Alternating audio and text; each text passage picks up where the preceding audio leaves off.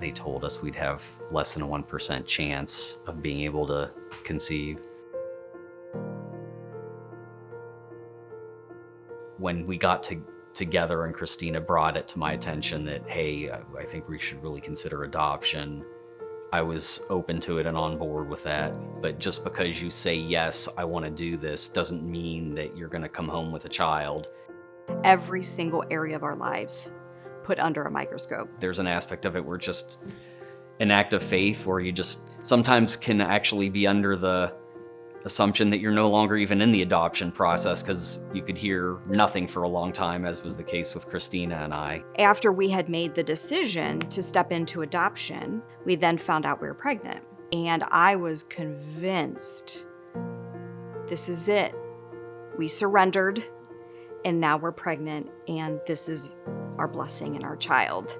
And just a few days after finding out about the pregnancy, I unfortunately miscarried. Quite honestly, I felt as though God had taken me by the hand and led me into a fire, and yet wasn't rescuing me. I felt absolutely abandoned by him.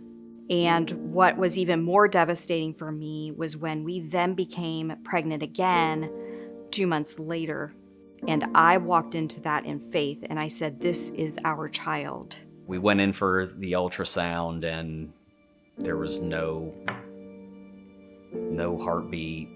So 3 months later, we were walking through our second miscarriage, and the physical complications from that wrecked me, and the emotional devastation of that wrecked me. The real difficulty was trying to be there as a support and help for my spouse, all while going through incredible, pain in my own heart.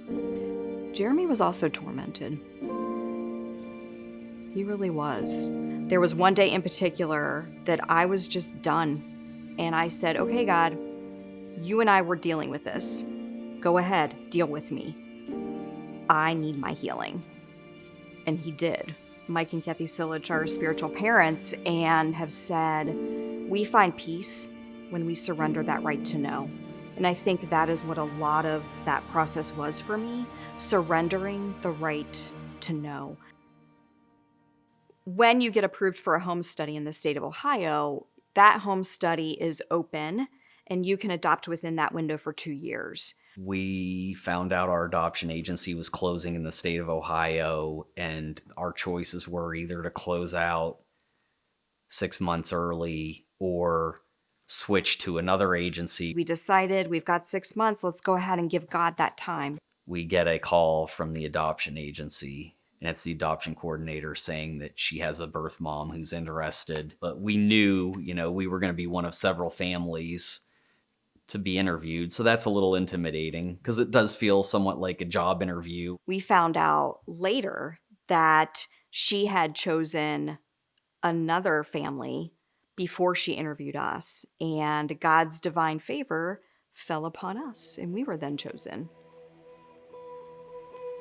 The moment that I held her in my arms, I just knew she was designed for us. She was showing some signs that she may have had a stroke in utero. We were scheduled for her to have a CT scan, which she did. A couple days later, we were told everything was normal. We know something was wrong, and it was just a miraculous healing. Oh, being Eileen's mother has been absolutely amazing. I would do it all over again. Oasis, the support we have there is tremendous. I remember Tara Stewart telling me at one point in time, when everything is shut down in your life and you're waiting on so many things, that's just before God is about to blow up your life and big breakthroughs are coming.